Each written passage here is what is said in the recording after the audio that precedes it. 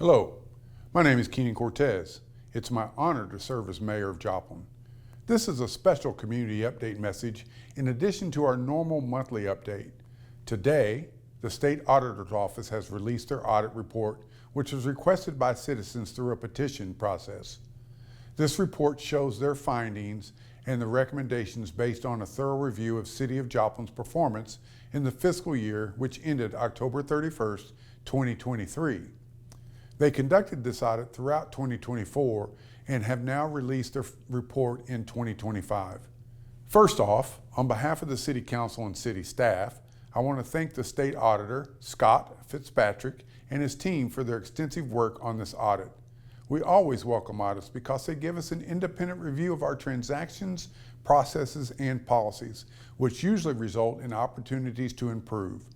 The City works diligently and strives to continuously improve operations in order to be a good steward of your taxpayer resources. This was a very thorough review involving thousands of labor hours and hundreds of thousands of records. So, we appreciate the auditor's hard work and the recommendations they have provided. While the City undergoes many different types of audits each year, from the annual financial audit to performance and financial reviews of grant programs, the purpose of the state audit is to perform a comprehensive review of the entire organization to help ensure the proper use of the public funds and to improve the efficiency and effectiveness of government agencies. State audits examine financial accountability, waste, opportunities for fraud, and whether government organizations and programs are achieving their purpose while operating economically and efficiently.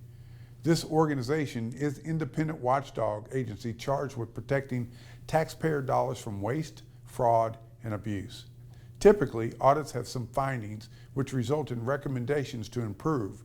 While audits make recommendations for improvement in identified areas, they don't provide a listing of the many areas already operating effectively and efficiently.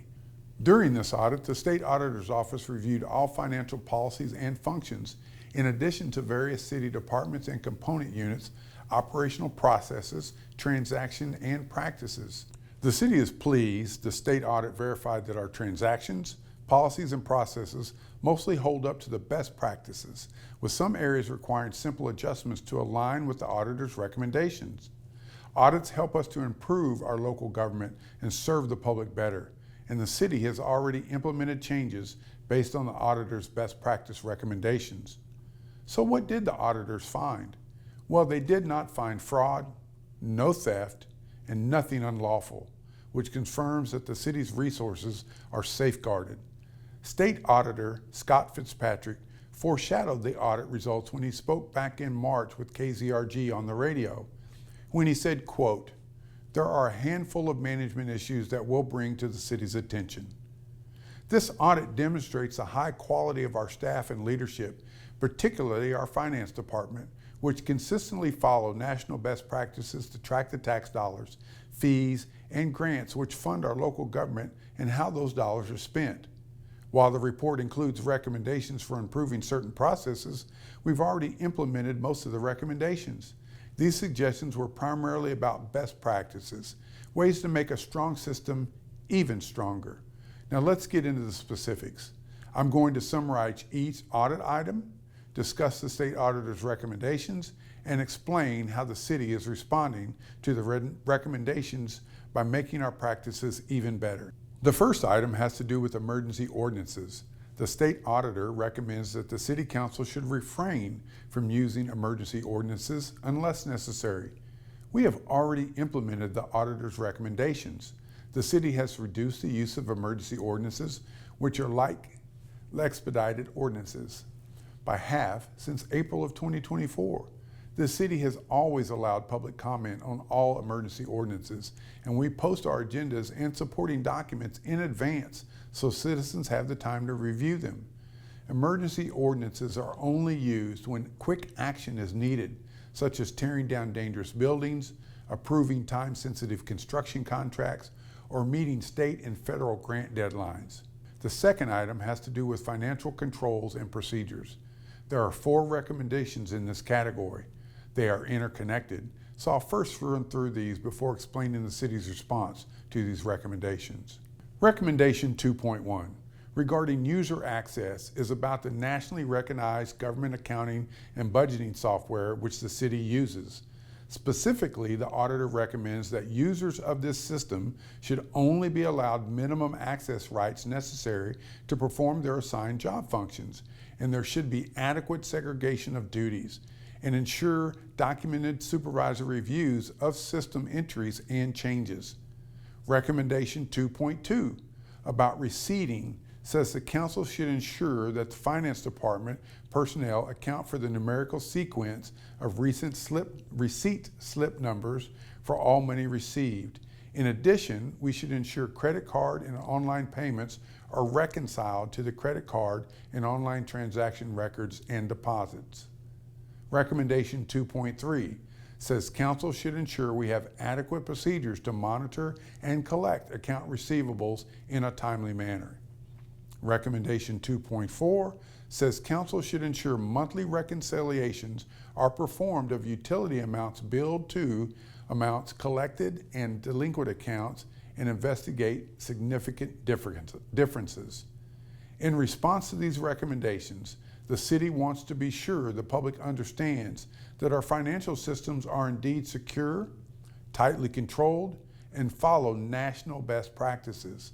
No improper activity was found by the auditors, and every transaction is permanently recorded, independently reviewed, and backed by multiple layers of oversight. We do segregate duties according to best practices. Every cash receipt, whether through City Hall or the Parks Department, is tracked, batched, and cannot be deleted, ensuring full accountability. In order to implement all the auditor's recommendations, independent reviews have been added, and the city is improving how it reconciles the thousands of online credit card payments received each month to make the process even stronger. The city has also stepped up enforcement of collection of accounts receivable, added staff oversight, and tied collections to the issuance of permits and licensures to ensure the debts are paid to the city in a timely manner. In addition, new tools and training are being implemented to further improve the city's ability to collect debts owed. Finally, the city now uses a streamlined reconciliation report for utility billing in addition to the monthly utility billing reconciliation process that was already in place, adding another layer of confidence in the city's financial accuracy and transparency. The state auditor's third item is regarding budgeting.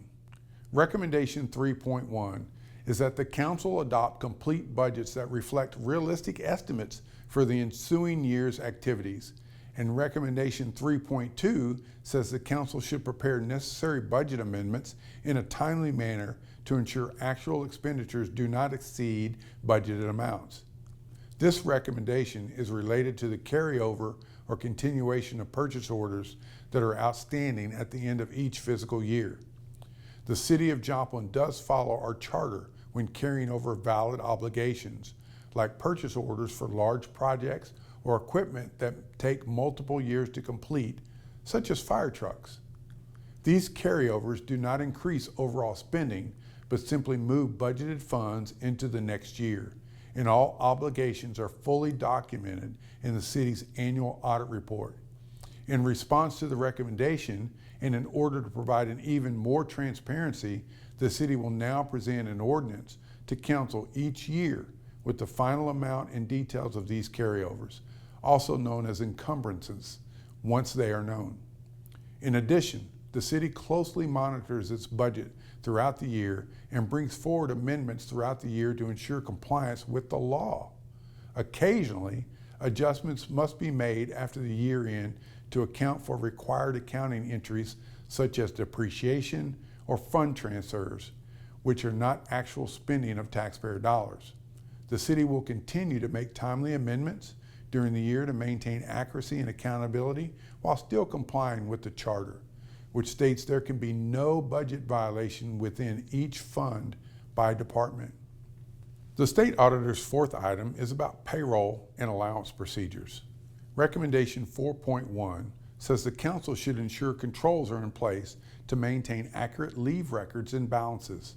4.2 says council should review the necessity of vehicle allowances and set the allowances to reasonably reflect the actual expenses incurred by the applicable employees. The city does maintain accurate time records for all employees through signed timesheets and is now upgrading to a modern electronic time and attendance system. This system allows all leave requests to be submitted and approved electronically, strengthening oversight and ensuring full accountability, meaning the city is now implementing recommendation 4.1. Regarding 4.2, in 2020, the city reduced and standardized vehicle allowances so they only apply to department directors and a few council employees, creating fairness and cutting unnecessary costs. This allowance reflects the travel demands of these positions and saves staff time and money compared to tracking mileage reimbursements. To provide added assurance, the city will now conduct annual reviews of actual mileage to confirm the allowance remains reasonable and appropriate, in compliance with the auditor's recommendations. The fifth item from the state auditor is about the building department procedures.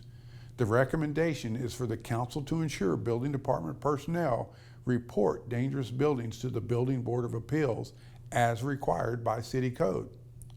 At issue here is the fact that the city's code at the time of the audit said all dangerous buildings should be reported to the Building Board of Appeals. The City of Joplin follows state law and city code by notifying all parties when a property is deemed dangerous. Cases that go before the Building Board of Appeals are typically vacant or involve owners who have failed to make progress, with the most urgent and unsafe properties prioritized for board action. When owners are actively working with the city to repair dangerous conditions, the building department staff monitors their progress instead of sending the case to the board. To reinforce this practice, the city has updated its ordinance to ensure cooperating property owners are not penalized while they bring their properties into compliance. The sixth item is about an internal audit function, recommending that the council consider appointing an internal auditor or contracting with an independent audit firm to conduct audits of specific city operations and activities.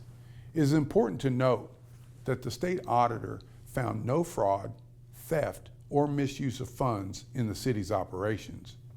While creating a separate internal audit office is not financially feasible, the city has built strong safeguards by including duties in the financial analyst position, undergoing annual independent financial audits, complying with audits from state and federal grant agencies, and commissioning outside assessments of major departments like police, fire, planning, and public works. These measures ensure accountability, efficiency, and transparency without straining taxpayer resources. The city agrees with the principle of continuous improvement and will keep reviewing internal processes to strengthen oversight. The state auditor's seventh item is about the Joplin Sports Authority. The recommendation is that council monitor and review the JSA's reports to ensure it is spending the lodging tax receipts as intended. We are already in compliance with this recommendation. The Joplin Sports Authority is a legally separate organization but operates with strong city involvement and oversight. The City Council appoints a majority of its board members. City staff and a council member actively participate, and monthly financial reports are reviewed by city finance staff. The authority undergoes its own independent annual audit, which is included in the city's comprehensive annual financial report and publicly presented to citizens. The Sports Authority was specifically designated by voters to receive hotel-motel tax funding for sports marketing, and all expenditures are approved monthly by its board. While some events require facilities outside Joplin city limits, the economic benefits flow directly back to Joplin through its hotels, restaurants, and retailers. The city believes there is a strong oversight and that residents see a clear return on investments from the Sports Authority's work. The eighth item is about minutes from the City Council closed sessions. The auditor recommends that the City Council approve the closed meeting minutes. The City of Joplin has always complied with Missouri's Sunshine Law in keeping closed session minutes. While formal approval of the minutes by council is not legally required, the City Council recognized the value of formally approving these minutes for added transparency and accountability. This best practice was adopted in 2024. The auditor's ninth item addresses the Convention and Visitors Bureau's bidding procedures, recommending that council ensure the CVB department follows city bidding policies. The city does require all departments, including the CVB, follow strict purchasing and bidding policies. While the CVB did obtain bids for purchases in 2023, some records could not be produced during the audit. Since then, the city has upgraded its purchasing system so that bid documents are now able to be attached electronically before a purchase can move forward. This change helps ensure full compliance, better record keeping, and greater accountability.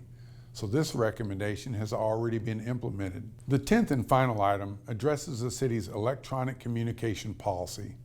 The auditor recommends that council develop a written record management and retention policy to address electronic communications management and retention to comply with Missouri Secretary of State Record Services Division Electronics Communication Guidelines.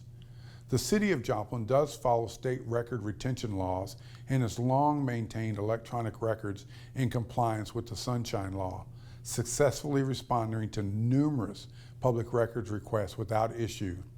While the city believes its current practices are effective, its governing resolution on electronic records is over 20 years old. To ensure policies remain up to date with modern technology, the city will review current state guidance and update the resolution as needed, continuing its commitment to transparency and public access.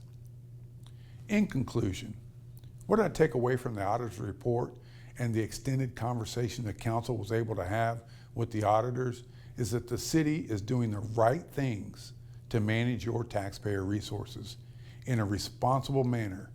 Yet we are making strong processes even stronger, as we should. We are very pleased with the outcome of this audit. We've even been told by people who work in the State Auditor's Office that this was a good audit. I think the public can rest assured that their city government can be trusted. Our resources are managed responsibly, our processes are sound, our staff continue to demonstrate excellence in public service. This audit report is a testament to their dedication, professionalism, and commitment to serving the community with integrity. We can now get back to the job of improving the community. We've made tremendous progress in virtually every aspect of the city, from internal organizational improvements to expanding city services to infrastructure investments and new construction developments. Together, you, the people of Joplin, and your city government are building an exciting future for Joplin.